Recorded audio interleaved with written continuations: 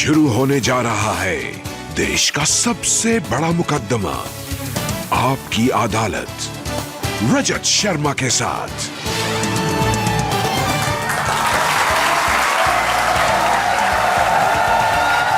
नमस्कार, आपकी अदालत में आपका स्वागत है। आपकी अदालत में आज पेश करेंगे फिल्मी दुनिया के ऐसे चमकते सितारे को जिसने पिछले 40 साल से आपको एंटरटेन किया है। 100 से ज्यादा फिल्में की, कभी कॉमेडी में, कभी ट्रेजेडी में, कभी हीरो के रूप में, कभी गुस्से में, कभी पिता के रूप में। हर रूप में आपने इस सुपरस्टार को जबरदस्त प्यार दिया। प्लीज वेलकम सदाबहार, एवरग्रीन अनिल कपूर।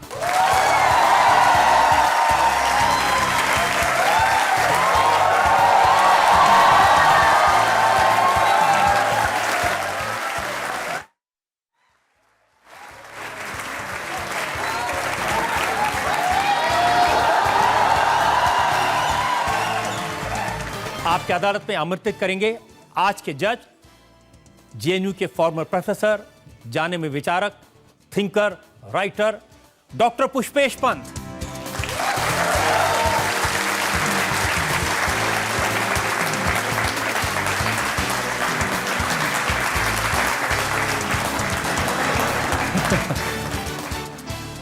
और इससे पहले कि आपकी अदालत में आज का मुकदमा शुरू करें, सवालात और इल्जामात का सिलसिला शुरू करें, आज के जज डॉक्टर पुष्पेश पंत की इजाजत चाहेंगे आज की कार्रवाई शुरू करने के लिए। कार्रवाई शुरू की जाए।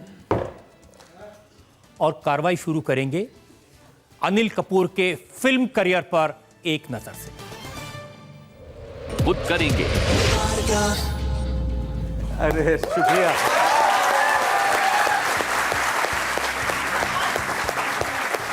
तो अब आपकी अदालत में मुकदमा शुरू करते हैं। आपकी अदालत में पहला इल्जाम सुपरस्टार अनिल कपूर पर। आपकी अदालत में फिल्म स्टार अनिल कपूर पर इल्जाम है कि ये अपने आप पर मंत्रमुग्ध हैं। अनिल जी, जिस अंदाज में आप अपने आप को आईने में देखते हैं, ऐसा लगता है फिदा हैं अपने ऊपर।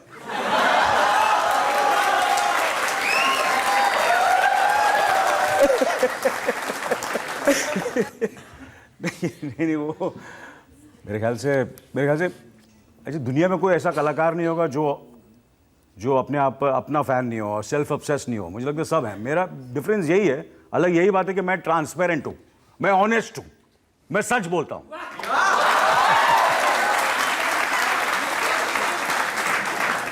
बाकी लोग शायद सच नहीं बोलते।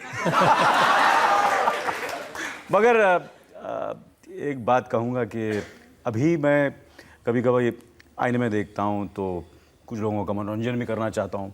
कभी कभी जैसे कि एक आईना यार कुछ होता है, दीपक है मेरा जो मेकअप आर्टिस्ट है, 35 साल से मेरे साथ है, तो बोला जरा कॉन्फिडेंस देना यार, कॉन्फिडेंस देना। तो अपने आप को शीशे में देखता हूँ, कोई तारीफ करे या ना करे, मैं ज़रूर बोलता हूँ क्या लग रहा हूँ यार, क्या लग रहा हूँ।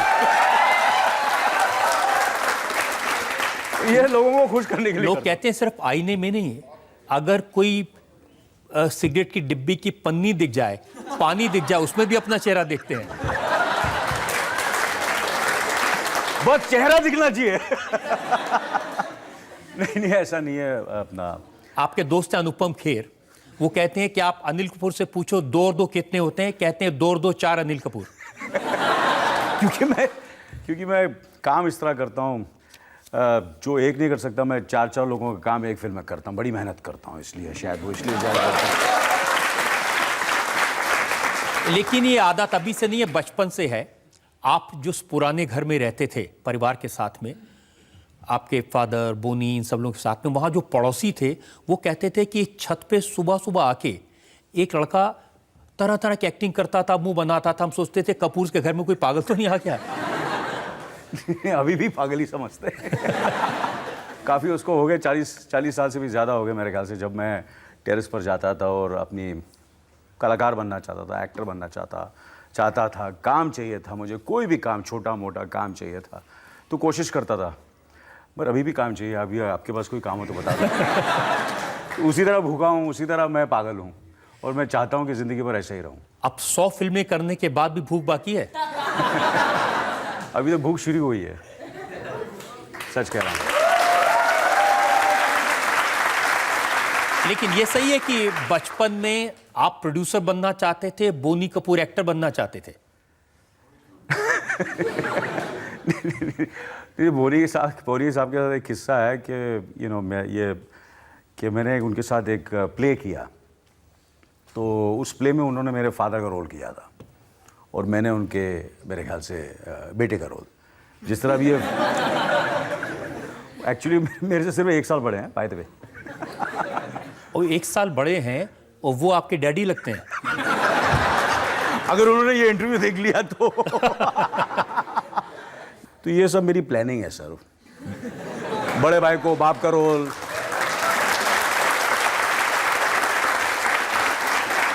अर्जुन को पहले से चाचू बना दो, करेक्ट है, ताकि मुझे काम मिलता रहे एज ए हीरो। लेकिन आप इतने यंग दिखते कैसे हैं? दिखते कैसे, मतलब हूं यंग हूं भाई। वो 61 साल के इतने बड़े दिखते हैं बोनी कपूर, और आप 60 साल के यंग। तो 61 साल का मैं कुछ महीनों में होने वाला हूँ। क्या बताएं, खुश हूँ मैं, खुश हूँ। इतना प्यार मिला है, देखो आप देख ही रहे हैं, आपने ये मुझे जो ये बताया, ये सारी फिल्में मैंने की हैं और ये दृश्य मैंने इतने सालों के बाद देखे हैं। थैंक यू सो मच, मज़ा आ गया।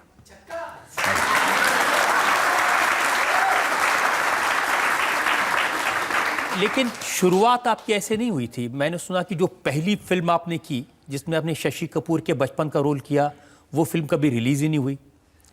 आप पूना इंस्टीट्यूट में एडमिशन लेने गए, वहां रिजेक्ट कर दिया उन्होंने।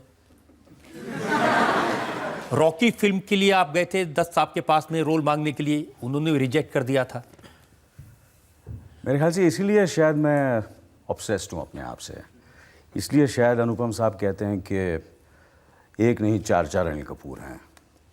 ये रिजेक्शन मेरे ख्याल से बहुत ज़रूरी है, बहुत ज़रूरी है। Specially I think initial stages of your career में, जब आप अपना करियर कुछ भी, किसी चीज़ की भी शुरुआत फेलियर से शुरू हो या रिजेक्शन से शुरू हो, तो आपको कहीं ना कहीं मेहनत करने में, अपने आप से ऑब्सेस्ड होने में मजबूर करता है और मज़ा आता है फिर उसमें।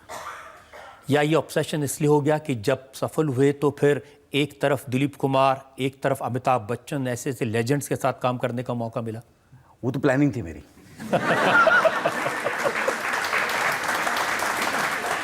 और शक्ति की बात कर रहे हैं आप, शक्ति की बात करें। शक्ति में क्या हुआ था कि जब मुझे वो जावेद साहब ने मुझसे कहा कि भैया ये रोल है, अमिताभ के बेटे का रोल है, एंड अपने दिलीप कुमार साहब के दादा हैं फिल्म के अंदर। मैंने बोला यार ये तो कमाल हो गया, बेटा, फादर और दादा, 2 of the greatest actors, Dilip Kumar and Amitabh Bachchan. और एक्चुअली मेरे को काम वाम था नहीं उस वक्त, और मैं अपने को ग्रेट समझ रहा था। तो मैंने बोला कि ये फिल्म, ये कास्टिंग कोई कर नहीं सकेगा। और देखो ऊपर वाले ने सुन ली कि वो फिल्म रिलीज़ हुई और उसके बीच में मेरी वो 7 दिन रिलीज़ हुई थी, और वो 7 दिन कामयाब हो गई। और कैलकाटा ने किसी मेरे फ़ैन ने मुझे पोस्टर भेजा उसका, शक्ति का, जिसमें हम तीनों की तस्वीर थी, यूसुफ साहब, दिलीप कुमार साहब, अमिताभ साहब और मेरी भी फ़ोटो। तो मेरे लिए तो वो सुपर हिट हो गया ना फिल्म। रोल कुछ भी नहीं था पिक्चर के अंदर। एक्चुअली वो रोल ऐसा था कि काफ़ी लोगों ने आज तक मुझे उसमें फिल्म में देखा ही नहीं है, क्योंकि बिगनिंग में मैं आता हूँ 2 सेकंड के लिए, और एंड में अमित जी के डेथ के बाद मेरा 2 सेकंड का रोल है। तो कुछ लोग लेट आते थे, उन्होंने मुझे देखा नहीं, और अमित जी जैसे की डेथ हो जाती थी, वो ऑडियंस जो होते ना थिएटर छोड़ के चली जाती थी, तो उन्होंने मुझे देखा नहीं। मगर पोस्टर में और टाइटल्स में मेरा नाम है। और जैसे कि मैंने, क्या होता है कि जो हिस्टोरियंस होते हैं वो कभी कभार भूल जाते हैं कि आपने क्या क्या किया है अपनी ज़िंदगी में। तो मेरा हिस्टोरियंस लिखे ना लिखे, मैं तो अपना नाम हिस्ट्री में लिख ही देता हूँ।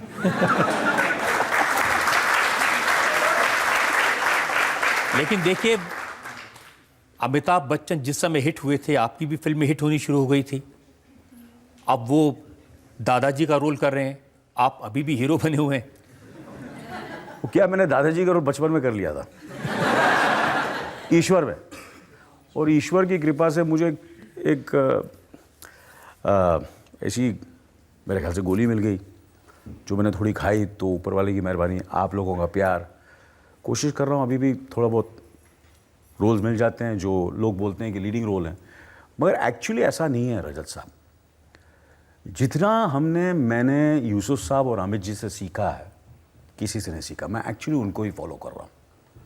यूसुफ साहब ने क्या किया, दिलीप कुमार, मैं यूसुफ साहब इसलिए कहता हूँ क्योंकि मेरे डैडी उनको यूसुफ साहब कहते थे। मेरे डैडी जो हैं वो मुगल आज़म में असिस्टेंट है और बहुत करीबी दोस्त है यूसुफ साहब के, इसलिए हमारे घर में दिलीप कुमार साहब को यूसुफ साहब ही कहते हैं, इसलिए मैं यूसुफ साहब कह रहा हूँ। और अमित जी, तो ये जो फनकार हैं मेरे ख्याल से इस हिंदुस्तान के, ऐसे फनकार ना थे ना, मतलब उतने ऐसे फनकार ना आएंगे मेरे ख्याल से, मुझे नहीं लगता ऐसे फनकार आ सकते हैं।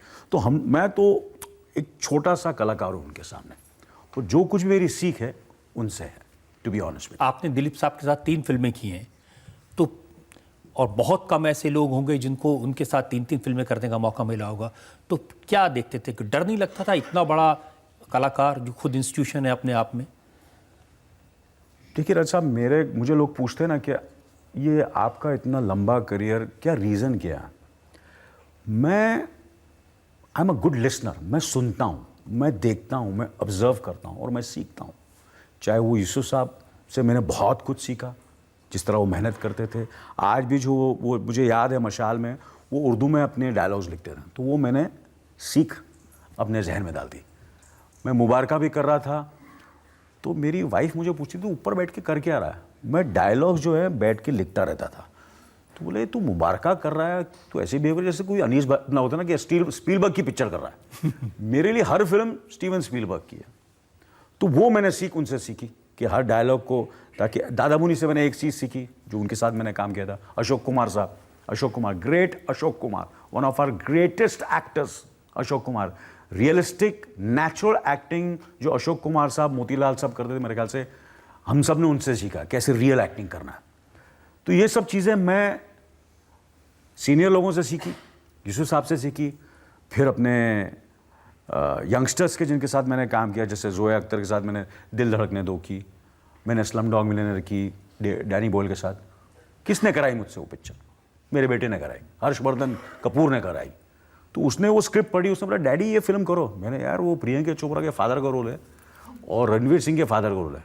मेरा वो लोग ये नहीं देखते कि किसका फादर और किसका ग्रैंडफादर है, लोग रोल देखते हैं।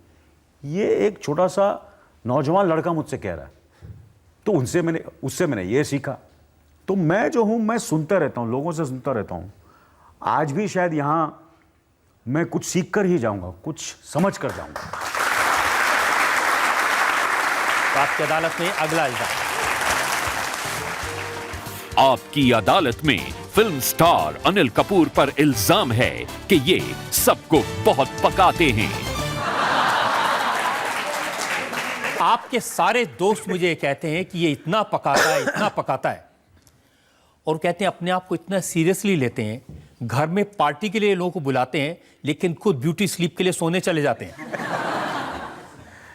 नहीं, क्या है रजत साहब के, मुझे ऐसा लगता है कि मैं इतना खुशनसीब हूँ कि मेरा जन्म हिंदुस्तान में हुआ, इससे बेहतर कोई देश नहीं है। फिर मैं अपने आप को इतना खुशनसीब समझता हूँ कि मेरे माता पिता इतने, जिन्होंने मुझे सब कुछ दिया। फिर मुझे एक ऐसी पत्नी मिली जो एक मेरी दोस्त थी, फिर मेरी गर्लफ्रेंड बनी और आज मेरी पत्नी है और 3 बच्चों की माँ है। और हम लोग साथ में हैं 43 ईयर्स से, 40 और 3 कितने बोलते हैं 43।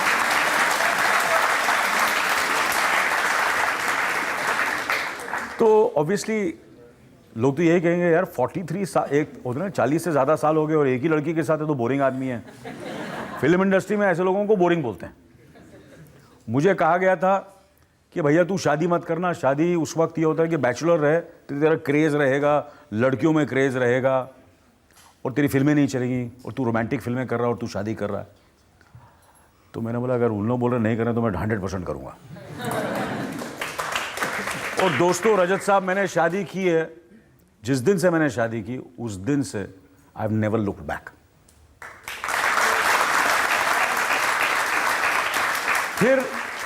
मेरे घर में दावतें होती थी, पार्टीज होती थी, मैं सबको बुलाता था, सब आते थे मेरे घर में।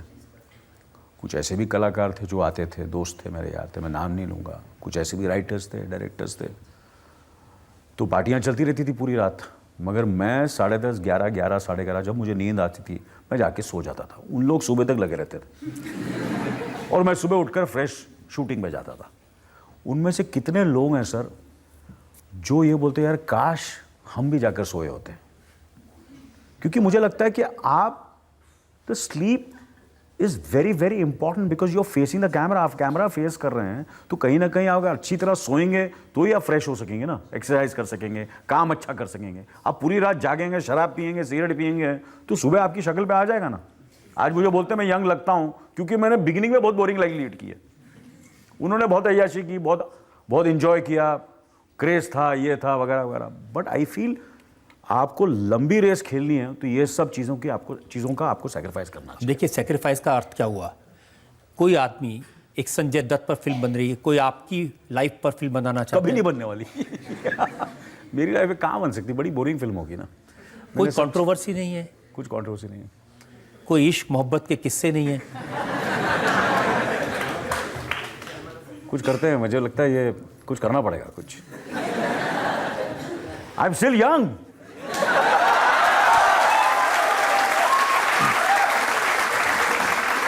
अब जैकी श्रॉफ ये कहते हैं कि अपने काम को इतना सीरियसली लेते हैं, अगर कोई फाइट सीन होता है और उनको काफ़ी फिल्मों में आपका बड़ा भाई बनना पड़ा और आप बड़े भाई की पिटाई करते हैं, वो कहते हैं असली में मारता है ये मेरा नाम जैकी गुलशन ग्रोवर, मेरे जो बहुत करीबी दोस्त, मेरे हम लोग ने करियर हम सब ने साथ में शुरू किया है, इन्होंने मेरा नाम खराब किया।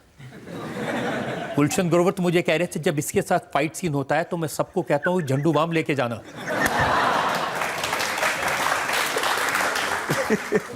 नहीं ऐसा नहीं है। मैटर ऑफ फैक्ट मुझे ऐसा लगता है कि चाहे फाइट हो, चाहे वो सीन हो, चाहे वो कुछ भी हो फिल्म के अंदर, मैं क्या है थोड़ा सा मैं चाहता हूँ कि सही हो, तो थोड़ी बहुत रिहर्सल ज़्यादा करवाता हूँ। एक किस्सा सुनाता हूँ आपको, छोटा सा किस्सा है। मैं वेलकम की शूटिंग कर रहा था, डेजर्ट में शूटिंग कर रहे थे और पंखे लगे हुए थे और गर्मी थी, तो नाना साहब थे उधर, डिम्पल, नसीरुद्दीन शाह वगैरह वगैरह। यार ये पंखे को कम करो यार, अला धुआं जा रहा है, ये डस्ट जा रहा है, इरिटेटेड है वगैरह।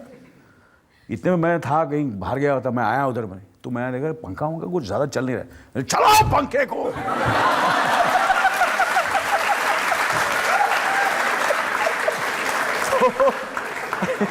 नसीर, नाना और डिम्पल ने सबने मेरे को डर्टी लुक दिया और हनी सब हंसने लगे कि यहाँ ऐसा हो रहा है और ये बोलो चलो यार कुछ करो यार, लाइट डालो यार, कुछ 20-25 रिफ्लेक्टर लगाओ मेरे आंखों में, लेट मी लुक गुड। देखिए लाइट लगाना, पंखा चलाना तो ठीक है। जैकी श्रॉफ कहते हैं एक सीन था थप्पड़ मारने का, आपने 32 थप्पड़ मारे, मुंह सूज गया उनका। नहीं उसने मारे मुझे, जैकी ने मारे। तो क्या हो गया था, मैंने कहा कि उसने थप्पड़ मारा, बड़ा सॉफ्टली मारा। मैंने यार क्या कर रहा है यार, उसका फील नहीं आ रहा, मार तू। बोला सच्ची मार, बोलो तो 20-25 थप्पड़ मार दिया उसने। शॉर्ट करेक्ट हुआ। मगर एक बेटा का सीन था जिसमें आपने अपने आप को मैरी गो राउंड, बहुत बड़ा सा जो झूला होता है, उस पर बांध लिया और वो पूरा घूम रहा था और माधुरी दीक्षित बड़ी अपसेट हो गई थी, ये क्या कर रहे हैं? सर ये मैं आज पोल खोल ही देता हूँ, वहाँ मैं मेहनत नहीं कर रहा था, मैं माधुरी को इम्प्रेस करने की कोशिश कर रहा था।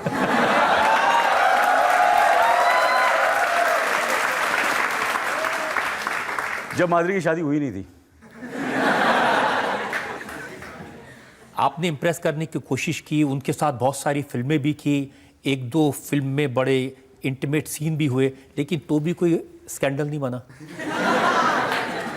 इसलिए मेरा बोला अभी टाइम बाकी है, पिक्चर अभी बाकी है, अभी भी यंग लगता हूँ। आपने फिल्मों भी ऐसे किया कि फिल्मों में तो 2-2 हीरोइन के हस्बैंड बन गए, लेकिन असली लाइफ में कुछ नहीं किया। नहीं, असली लाइफ में अभी क्या बताऊँ, बहुत डरता हूँ मैं, कांपता हूँ। मेरा एक डायलॉग था नो एंट्री में, बड़ा फेमस हुआ, मैं अपने ही घर में घबराया घूमता हूँ, बड़ा फेमस। तो मेरा वो एक्चुअली मैं एक्टिंग नहीं करता, वो रियल लाइफ का मेरा स्टोरी है वो, कि अपने ही घर में मैं घबराया घूमता हूँ। और ये जो घर वाली बाहर वाली के सीन थे, इसमें भी कुछ असलियत थी? रजत साहब आज तो मुझे आज मरवाओगे। काश ये सही होता।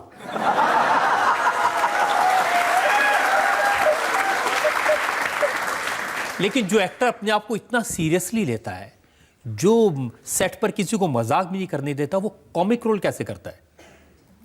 हंसते हैं लोग आपकी बातें सुन सुन के, देख देख के? बिकॉज मुझे रजत साहब ऐसा लगता है कि जो कॉमेडी जो है ना, it's a very serious business. जैसे मिस्टर इंडिया, चमेली की शादी, नो एंट्री, वेलकम, अब ये मुबारक हैं। लोग समझते हैं ये कॉमेडी है, एंटरटेनर है, तो आसानी से सेट पे गए और फिल्म देखी और आपने आप लोग हंस लिया। उसके लिए it's a very serious business. जो अनीस साहब भी ये कहते हैं, जो डायरेक्टर हमारे हैं, तो बोलते हैं कि जब मैं सबसे बुरे मूड में होता हूँ तो मैं अच्छा कॉमेडी सीन लिखता हूँ। So on the set it's a very very serious atmosphere, क्योंकि comedy is a serious business. उसमें बहुत मेहनत करनी पड़ती है।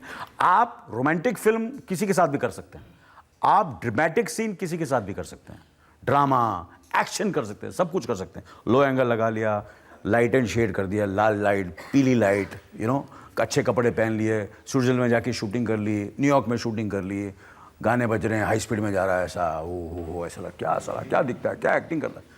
कॉमेडी में ये सब नहीं चलेगा रजत साहब। कॉमेडी में आपको मेहनत करनी पड़ती है और आपको या तो कॉमेडी आती है या नहीं आती।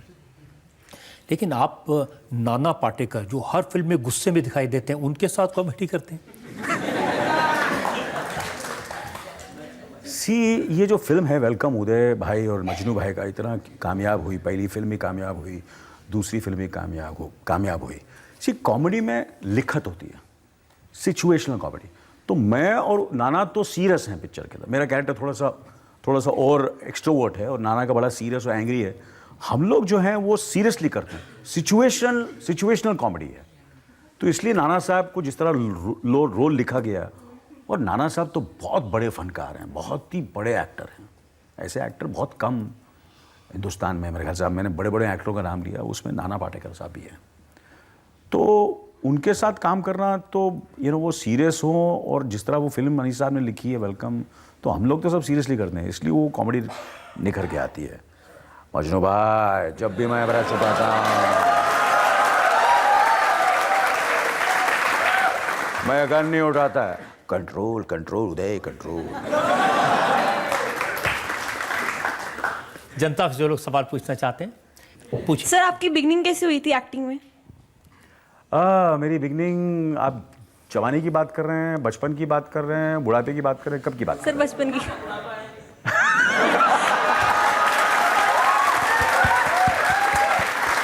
देखिए, ये बड़ा अच्छा कॉम्प्लीमेंट होने का, बुढ़ापा तो भी आया नहीं। सर, आप तो बहुत क्यूट हो सर। मैं थैंक यू सो मच। मैंने अपनी पहली फिल्म की थी, जो रजत साहब ने कहा कि वो फिल्म थी तू पायल में गीत। मैं घर से भागकर मैंने काम किया था इस फिल्म के अंदर। शशि कपूर जूनियर को फिल्म रिलीज़ नहीं हुई, मगर अगर आप देखने चाहो तो मेरा पहली बार मैंने कैमरा फेस किया था 1977 में, और मेरी फिल्म रिलीज़ हुई 1979 में। उस फिल्म का नाम था हमारे तुम्हारे। फिर हमारे तुम्हारे, एक बार कहो, ये सब छोटे छोटे tremendous job sir, hats off you. Thank you so much. लेकिन बीच में मैंने सुना कि आपने कन्नड़ में भी फिल्में कर ली थी। अरे क्या करेगा, कोई बॉम्बे में कोई काम ही नहीं दे रहा था। तो एक्टिंग जैसे कि has no language, you understand. आप किसी भी भाषा में काम कर सकते हो। जैसे जब मैंने तेलुगु फिल्म की, मैंने कन्नड़ा फिल्म की, और एक मलयालम फिल्म में गेस्ट अपीयरेंस किया, इसलिए तो मैं अंग्रेज़ी फिल्म कर सका। नहीं तो घबरा जाता था। कुछ अंग्रेज़ी फिल्मों में भी काम किया है, क्योंकि मुझे लगता है कि एक्टर होता है, वो भाषा, आप कोई भी भाषा में काम कर सकते हैं आप। अब ये जो मुबारक आपकी फिल्म है, इसमें आपने सरदार जी बने हुए हैं। हाँ, पहली बार। ये कौन सी भाषा में काम किया आपने? ये जो है अपना रजत साहब, ये क्योंकि बहुत बड़े बड़े एक्टरों ने सरदार का रोल बड़ा अच्छी तरह निभाया है। धर्म जी ने जीवन मृत्यु में किया, सनी देओल ने गदर में किया, फिर सिंह इज किंग में अक्षय कुमार साहब ने किया, अजय देवगन ने सन ऑफ सरदार में किया। तो ये जब रोल मुझे ऑफर हुआ तो मैं बड़ा बेचैन था, मैं कैसे करूं, क्या करूं। ये सारी फिल्में कामयाब हो चुकी हैं, तो मुझे पता चला कि ये जो किरदार है मेरा, ये ब्रिटिश एशियन है। इसकी पैदाइश पंजाब में, मगर रहता है ये लंदन में 30-35-40 साल से। तो कहीं ना कहीं ही first time playing a British Asian. और मुझे लगता है कि हिंदुस्तानी पर्दे पर जितना मुझे नॉलेज है, आज तक ब्रिटिश एशियन सरदार किसी ने प्ले नहीं किया, स्पेशली एक लीडिंग मैन ने। तो दैट्स व्हाट मुझे उससे मुझे एक्साइटमेंट हुई। तो इस पे मैंने काफ़ी थोड़ा बहुत काम किया है और अनीस साहब ने बहुत अच्छी फिल्म बनाई है, मुझे ऐसा लगता है। मुझे लगता है उनकी करियर की बेहतरीन फिल्म है ये, और सब ने बहुत अच्छा काम किया है। अर्जुन कपूर, रत्ना पाठक जी और इलियाना और अतिया शेट्टी, सुनील साहब की बेटी भी है फिल्म के अंदर। सब ने बड़ा अच्छा किया। पवन साहब हैं और जितने भी जो कैमरामैन हैं, प्रोड्यूसर्स हैं, सब ने बड़े दिल से काम, ऐसी फिल्म बनाई है जो पूरा परिवार देख सके, पूरा परिवार देख सके। बूढ़ा भी देख सकता है, मिडिल एज भी देख सकता है, यूथ भी देख सकता है, सब आप देख सकते हैं। कोई डबल मीनिंग डायलॉग नहीं है। It's a very neat and clean family film, जिस तरह आपका शो है। और साहब यहाँ खड़े हैं, मैं इसलिए नहीं बोल रहा, मैं सच्ची दिल से कह रहा हूँ। चैनल्स आप स्वैप करते रहते हैं, यहाँ से वहाँ आप जाते रहते हैं, चाहे वो साइंटिस्ट हो, चाहे वो किचन में हो, कहीं वो कहीं भी हो, फैक्ट्री में हो, कहीं भी हो, जैसे कुछ ये वो सब चलता रहता है। जैसे आता है आपकी अदालत, रजत शर्मा ठप करके सब चेंज करके उधर आ जाता है, बिकॉज एवरीबडी कैन वॉच। आप कह रहे हैं इसलिए ये मेरे लिए बड़ी बात है कि भाई इतना आपका लंबा करियर, इतना काम आपने किया है, अपने आप को एस्टेब्लिश किया है, लोगों ने इतना प्यार दिया है। लेकिन मेरे इल्ज़ाम तो अभी बाकी हैं। क्या बात कर रहे हैं? अभी भी बाकी है। आपकी अदालत में अनिल कपूर पर अगला इल्ज़ाम। आपकी अदालत में फिल्म स्टार अनिल कपूर पर इल्जाम है कि ये रोल के लिए कुछ भी करते हैं। अनिल जी, बहुत चक्कर आप स्टूडियोज के लगाते थे, लेकिन रोल के लिए मैंने सुना कि जीपी सिप्पी साहब कोई फिल्म बना रहे थे तो उसके लिए आपने पूरे चेस्ट के बाल शेव कर दिए।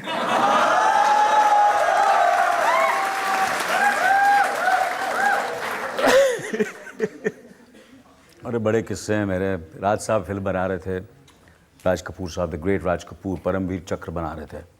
तो पता चला कि उसमें 3 रोल हैं। तो मैंने बोला यार मुझे ऐसा लगता है 3 बेटे हैं, ऐसा तो नहीं होगा, 2 बेटे को ले ले, एक मेरा शायद चांस होगा। तो वो आर्मी, नेवी और एयरफोर्स के लिए फिल्म बना रहे थे। तो मैं पहुंचा खड़कवासला और मैंने अपने बाल काटे, वहीं से जो आर्मी का जो वहाँ बार्बर था उनसे बाल कटवाए, फ़ोटो खिंचवाई और पहुंच गया आर के।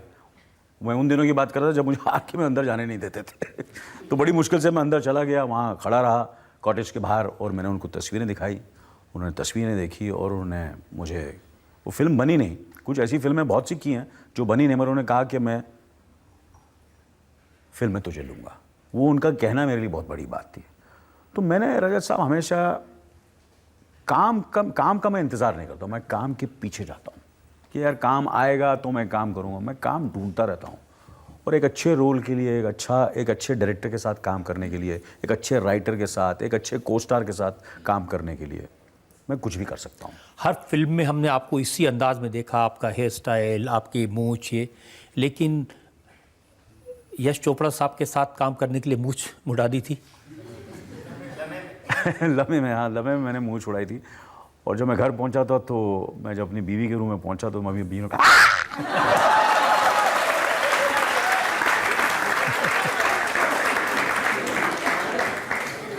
तो बहुत जूते पड़े मुझे उन दिनों।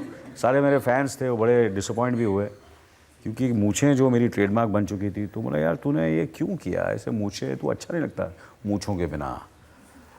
तो मैं दिल में यही सोच रहा था कि यार अगर मुझे अपना एक लंबा करियर बनाना है तो मुझे इस तरह की फिल्में करनी चाहिए जो यादगार रहें।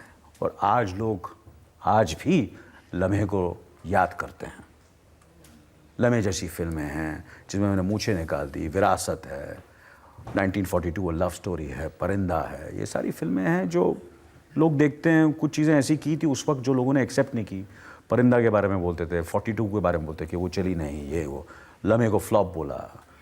बट कहीं ना कहीं मुझे अंदर से पता चलता कि ये सब चीज़ें करूँगा। कभी मोटा हो जाता था, कभी मूछें, आपको याद होगा विरासत के लिए मैं इसी कटघरे में बैठा था, मूछें लंबी करके आया था। तो आपने मुझसे पूछा भी था कि यार ये क्या है, लंबे लंबे बाल, ये बड़ी बड़ी मूछें काम नहीं है कि तेरे पास, यू अंडरस्टैंड। मगर आजकल वो फैशन हो गया, आजकल मीडिया इंटरेस्टेड है, you understand. So things change.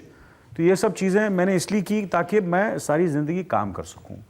Roles कर सकूं यश चोपड़ा जैसे डायरेक्टर के साथ, जो उनकी सोच हमेशा आगे थी। उनका जो स्क्रिप्ट था, जब उन्होंने स्क्रिप्ट, जो उनका पैशन था उस फिल्म के, और वो मुझे लगता है लोग आज भी लोग बोलते हैं कि यश चोपड़ा की अगर बेस्ट फिल्म है वो है लम्हे। तो उनके लिए मूछ क्या, मैं कुछ भी मुंडवाने को तैयार हूँ। सुभाष घई के साथ फिल्म करने में काफी पापड़ बेलने पड़े आपको? सुभाष जी के साथ बहुत पापड़ बेले मैंने उनकी फिल्म में काम करने के लिए। वो क्रोधी फिल्म बना रहे थे, और क्रोधी फिल्म बना रहे थे तो मैं जाकर उनके सेट पे खड़ा रहता था, लॉबी में खड़ा रहता था, होटल के रूम के बाहर खड़ा रहता था, ताकि वो एक बार मुझे एक नज़र देखें। फिर लक्ष्मीकांत प्यारेलाल के घर में वो जाते थे म्यूजिक डायरेक्टर के, तो उनका एक राइट हैंड था चंद्रकांत, उसके पास बैठा रहता, यार मिलवा दे यार, बोल मुझे फिल्म में ले लें। और उन्होंने मुझे लिया नहीं, उन्होंने सचिन को लिया। सचिन साहब अच्छे एक्टर हैं, मगर मुझे लिया नहीं, क्योंकि सचिन उस वक्त उनको लगा कि ये ज़्यादा सूटेड है उस रोल के लिए, तो उन्होंने लिया। मगर मैं हार मानने वाले में से नहीं हूँ, मैं फिर पापड़ बेलता रहा, पापड़ बेलता रहा, पापड़ बेलता रहा। फिर उनकी मैंने पहली फिल्म की मेरी जंग, और मेरी जंग की वजह से मैंने सुनीता से शादी की। अब ये जंग का सुनीता से क्या संबंध? जी सुभाष घई साहब मतलब इतने बड़े डायरेक्टर हैं, इतने बड़े फनकार हैं, जो उन्होंने फिल्में बनाई हैं, तो उस वक्त उनकी फिल्म सिर्फ साइन करना काफ़ी था कि यार ये अनिल कपूर ने जैकी श्रॉफ के साथ हीरो सुपर डुपर हिट हुई है, पर उन्होंने ले लिया अनिल कपूर को। जावेद साहब ने मुझे रिकमेंड किया था उस फिल्म के लिए बहुत इंटेंसली, उन्होंने मेरी मशाल देखी थी और मशाल की वजह से उन्होंने मुझे लिया। तो मैंने फिर सुनीता से बोलती थी बेचारी, because I was her friend, then she was my girl friend, और काफ़ी टाइम वक्त गुजरते जा रहा था, और ऑब्वियसली हर पेरेंट्स, उनकी माँ बाप चाहते थे कि मैं शादी करूँ। तो मेरे बोले जब तक मेरे पास पैसे नहीं होंगे, घर नहीं होगा, मैं कैसे शादी कर सकता हूँ, how will I look after you. तो जिस दिन मैंने वो साइन की मेरी जगह, अब मुझे कोई नहीं रोक सकता, अब मेरे पास गाड़ी भी होगा, बंगला भी होगा, सब कुछ होगा, मेरा डन। सुनीता कल सुबह शादी है। सच्ची राजा साहब, मैंने बोला या कल सुबह या फिर कभी नहीं। तो बेचारी ने फटाफट 15-20 मिनट में, आधा 3 घंटे में मेहंदी वाली ये सब पूरा अरेंज किया, और मैंने कुछ 12 या 13 लोग थे, मैंने शादी की। और कभी कभी लोग बहुत धूमधाम मचाते हैं शादियों के लिए, पैसा करोड़ों रुपया खर्चा करते हैं, हज़ारों करोड़ों रुपया खर्चा करते हैं, और 2 साल में उनकी शादी, समझ गए आप लोग। तो दिल से दिल मिल गए, और शादी जो है वो तो marriages are made in heaven, और मेरी जंग की वजह से मैंने उनसे शादी की। तो सुभाष घई के साथ मेरी जंग के बाद आपने 5 फिल्में और की? कर्मा, फिर मैंने राम लखन की, फिर मैंने ताल की, फिर युवराज की, फिर ब्लैक एंड वाइट की। बहुत काम किया उनके साथ। और राम लखन का माय नेम इज लखन का वो डांस तो एक बन गया। अरे यार,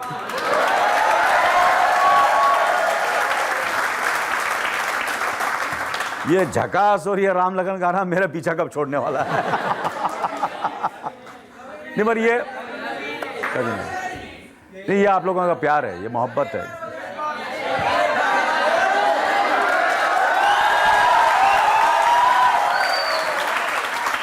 अरे कठेरे में मुझे लगता नहीं कोई किसी ने डांस किया हो आज तक। हाँ, कटोरे के अंदर या कटोरे के बाहर? जज साहब की इजाजत और आपकी इजाजत हो तो पब्लिक के आगे किसकी क्या चलेगी? हो जाए। Actually, I came here because I'm a die-hard fan since my young age. मैं ये पूछना चाहती हूँ कि आपने जो स्ट्रगल के दिन देखे थे, तो आजकल का जो यूथ है वो सोचता है मीडिया में बहुत जल्दी एंट्री होने से एकदम सक्सेस मिल जाती है। तो मेरे स्टूडेंट्स को मैं चाहती हूँ आप बताएं कि क्या सक्सेस के लिए क्या करना चाहिए? There is no shortcut to success.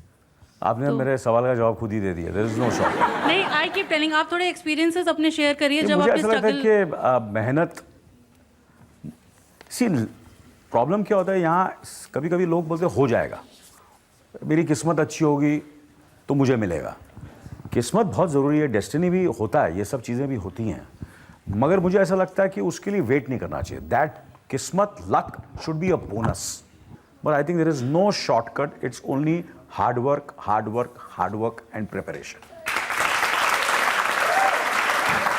Anil, आप लोगों को बता दीजिए, नहीं तो मैं बता देता हूं कि एक जमाना वो भी था जब पार्टियों में जाने के लिए, शादियों में जाने के लिए किराए के सूट पहन के जाते थे। सर आज तो आप मुझे बहुत एक्सपोज कर रहे हैं। ये आपके दोस्त गुलशन ग्रोवर ने बताया था ये कि आप गुलशन ग्रोवर तो मैं बॉम्बे जाके पकड़ता हूँ उसको। हाँ, ये क्या अपना ऑब्वियसली कपड़े चाहिए होते थे, अच्छे कपड़े पे चाहिए होते थे उन दिनों में। ये आजकल जो स्टाइलिस्ट हैं वो होते नहीं थे। हम लोग तो आजकल स्टाइलिस्ट लोग स्टाइल करते हैं, चीज़ें बदल गई हैं। जैसे कि आपने कहा कि सोशल मीडिया आ गया, इंस्टाग्राम, फेसबुक, ट्विटर, ये सब चीज़ें आ गई हैं, तो उसकी वजह से ये हम तस्वीरें, टाइम वेस्ट काफ़ी होता है इन सब चीज़ों में। मैं बताता हूँ, इतना टाइम वेस्ट मत करो, मेहनत करो, काम करो। तो कपड़े चाहिए होते थे। तो मेरा एक कचिन्स नाम का एक था, एक आज भी है, दोस्त था। तो उसके पास में गया तो उसने बोला यार मुझे कुछ कपड़े दो। तो उसने मुझे देखा, मुझे लगता है वो सिर्फ संजय दत्त के कपड़े फिट आएंगे। तो संजय दत्त के कुछ सूट्स बन रहे थे रॉकी के लिए और अपने पर्सनल। तो मैंने ट्राई किए तो मुझे फिट हो गए। उस वक्त संजय दत्त, मेरी बॉडी और संजय दत्त की, अभी तो बॉडी मेरे से बेटर है उसकी। अच्छी बॉडी है, उन्होंने अच्छी बॉडी बनाई है। मेरी बॉडी कभी उसके जैसी बन नहीं है, मगर उस वक्त मैंने थोड़े बहुत ऑल्टर करके मेरे को उनके कपड़े फिट हो गए। और तो ये है, तो बिल्कुल भाड़े के कपड़े नहीं थे, किसी दोस्त ने वो मुझे दे दिए थे। भाड़ा नहीं दिया, फ्री दिया था उसने। मगर हाँ, मैं संजय दत्त के कपड़े पहन के घूमता था। Sir, Slumdog was your hit film. So you were first time for the Oscars that time. So sir, have you ever expected that you've been there? What was your experience for the Oscars? अब slum dog का नाम आते ही English में सवाल पूछने लगे। तो आप ये मुझसे पूछना चाह रहे हैं कि स्लम डॉग जो मैं ऑस्कर स्टेज पर जब गया, तो स्टेज पर गया तो आपकी क्या फीलिंग थी? देखिए, मुझे लगता है कि पूरी दुनिया के जो कुछ भी, जैसे कि जो भी कलाकार हो, कोई भी फनकार हो, स्पेशली एक्टर हो, डायरेक्टर हो, फिल्म इंडस्ट्री, किसी भी दुनिया का किसी भी कोने में, उसकी सिर्फ एक ही तमन्ना होती है कि वो ऑस्कर स्टेज पे जाए। करेक्ट ना? करेक्ट। तो I think that is one of the greatest moments of any actor's life, anybody's life, to be part of film. मैं एक छोटा सा हिस्सा था उस फिल्म का, मगर मुझे वो मौका मिला कि ऑस्कर स्टेज पर मैं जाऊं और खड़ा हो जाऊं। तो that was the greatest feeling. वो मरते दम तक वो फीलिंग मेरे सीने में रहेगी। और पुकार के लिए आपको जो नेशनल अवार्ड मिला, उसकी भी यादें होंगी? नेशनल अवार्ड, मेरी बहुत ही करीबी फिल्म है। Matter of fact, I feel it's one of the most underrated films, पुकार। एंड उस वक्त इतनी कामयाब नहीं हुई जितनी होनी चाहिए थी उस फिल्म को, क्योंकि उस वक्त वो ऋतिक रोशन की कहो ना प्यार रिलीज़ हुई थी। तो वो फिल्म बहुत बड़ी हिट हो गई और हमारी फिल्म थोड़ी सी इतनी अच्छी नहीं गई। मगर जब मुझे नेशनल अवार्ड मिला, सो आई फेल्ट रिडीम्ड। मुझे लगा कि नहीं यार, मेहनत का फल हमेशा मीठा होता है। और इतने साल बाद जब आपकी बेटी को नेशनल अवार्ड मिला, सर उससे बेहतर क्या हो सकता है? मेरे ख्याल से वो मूवमेंट मेरे लिए ऑस्कर से बढ़कर था।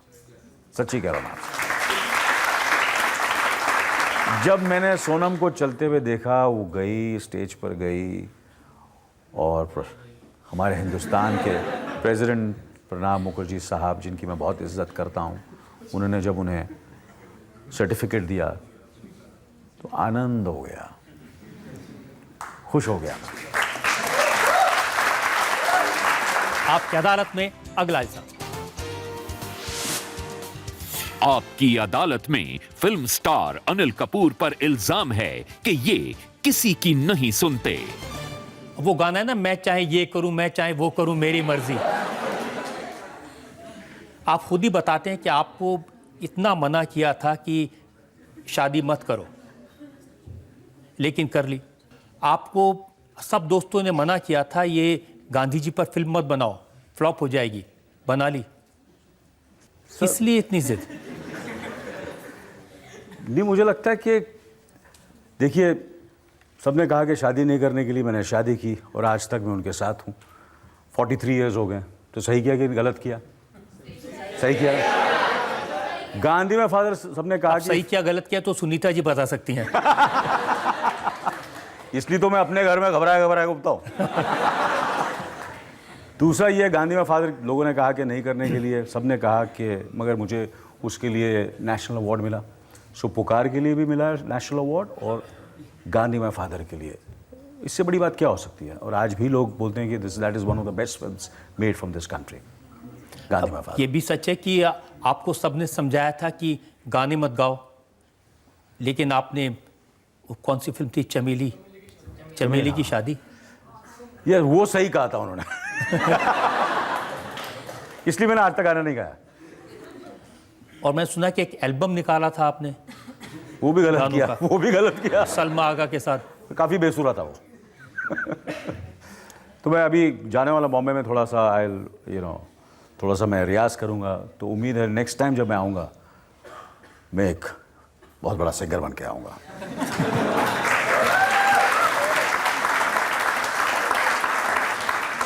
और ये भी सच है कि कई बार ऐसे मौके आए, यश चोपड़ा ने आपको चांदनी में जो रोल है वो जो बाद में ऋषि कपूर को मिला वो ऑफर किया था। तो ऐसे बहुत से रोल्स हैं, जैसे कि कभी कभार ऐसा लगता है कि मुझे लगता है जैसे बाजीगर का रोल जो शाहरुख ने किया वो मुझे अब्बास मस्तान साहब ने ऑफ़र किया था, और चांदनी का रोल मुझे कभी कभी ऐसा लगता है कि, और ये मैंने अपने डैडी से सीखा था कि यूसुफ साहब हैं, राज साहब हैं, बड़े जो उस ज़माने में जो एक्टर होते थे, तो उनको जब लगता था कि यार ये रोल आपको सूट नहीं करता तो आपको नहीं करना चाहिए। वो डायरेक्टर और प्रोड्यूसर पता नहीं क्यों लेना चाह रहा है। मुझे ऐसा लगा कि ये role I am not the 100% right choice for Chandni's role, और ऋषि कपूर साहब ने बहुत ज़बरदस्त किया। और जब अब्बास मस्तान साहब भी मेरे पास आए थे तो मैंने कहा कि यार ये रोल में आपको न्यू कमर को लेना चाहिए, न्यू कमर जिसका कोई इमेज नहीं हो। और उन्होंने सही किया, उन्होंने शाहरुख को किया। तो शाहरुख को कोई जानता नहीं था उन दिनों में, और शाहरुख ने वो फिल्म की और लोगों ने बहुत पसंद किया, और आज शाहरुख खान है।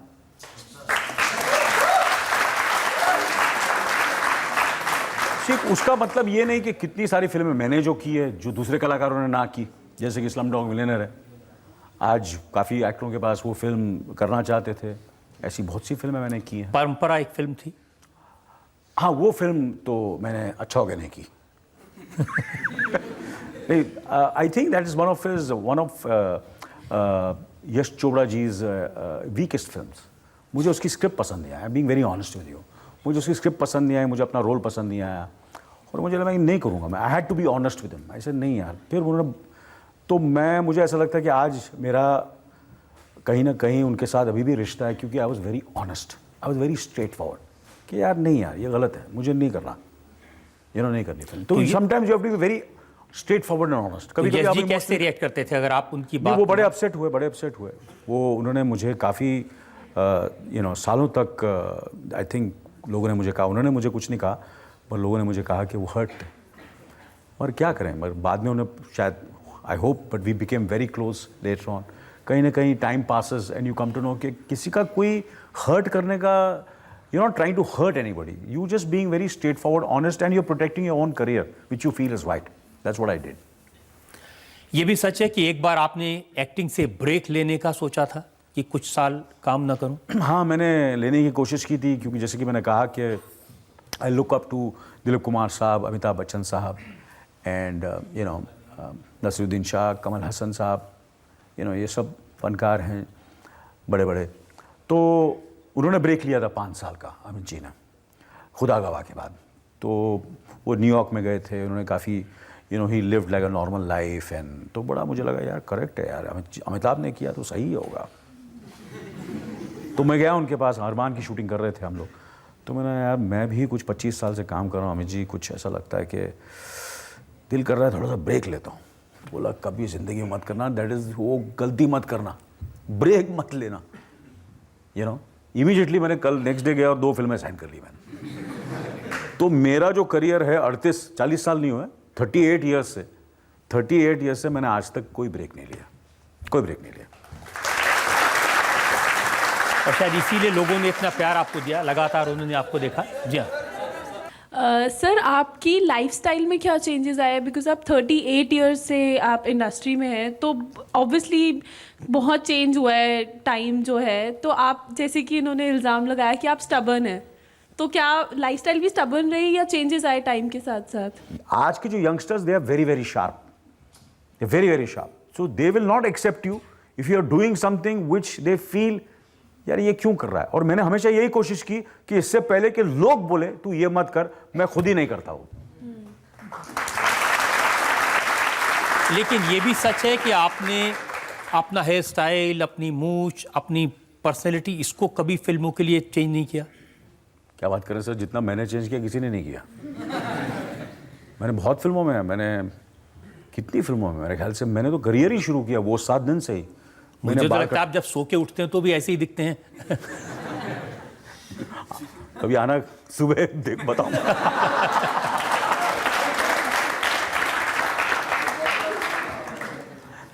सर ये सब चीज़ों के लिए जैसे भी हैं, जो भी हैं, जैसे कि आप हैं, मैं हूँ, आपको भी पता है, दिल से पूछिए।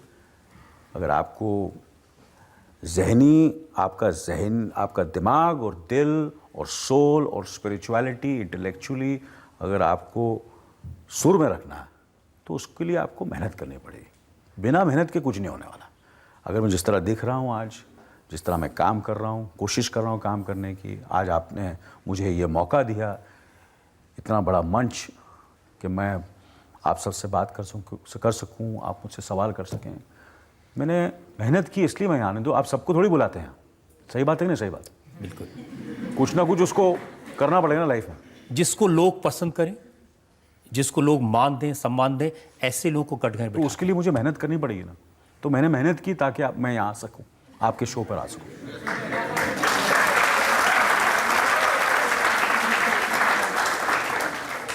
और मैं चाहता हूं कि जो लोग कहते हैं कि एजलेस है अनिल कपूर की एज दिखती नहीं है, अनिल कपूर यंग दिखते यही हैं। क्वेश्चन मैं बहुत देर से करने वाली थी, क्या कारण है कि आज आप भी 30 साल के लगते हैं?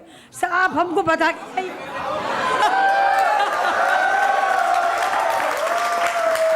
मैं आपको यहीं से गले मिल लेता हूं।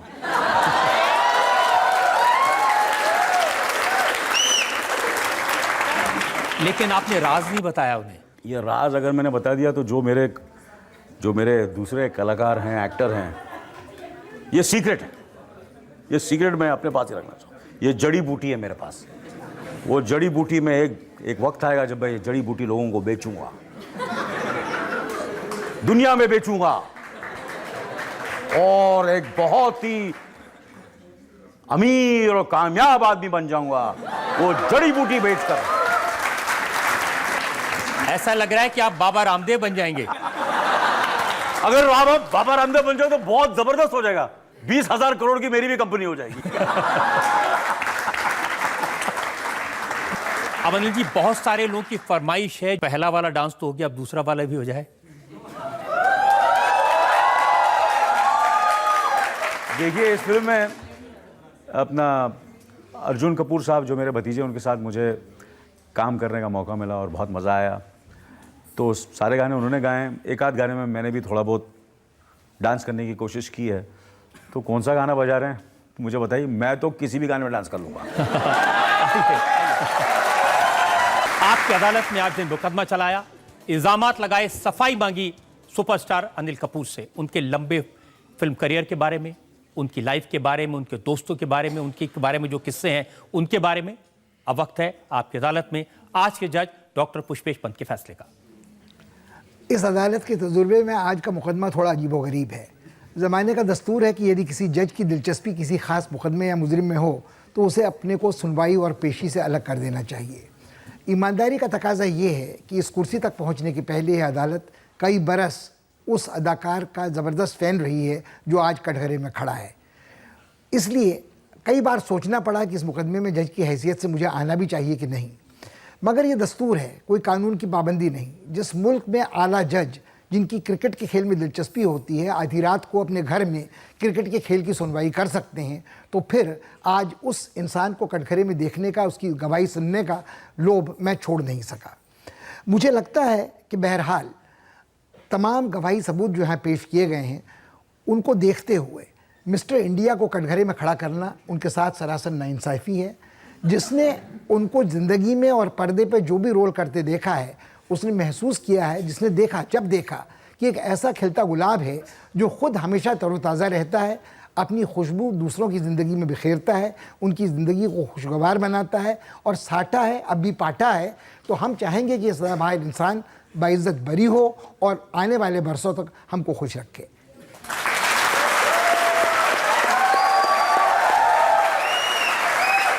आपकी अदालत का जो लंबा इतिहास है उसमें पहली बार कोई जज मिला है जो अक्यूज का फैन हो गया।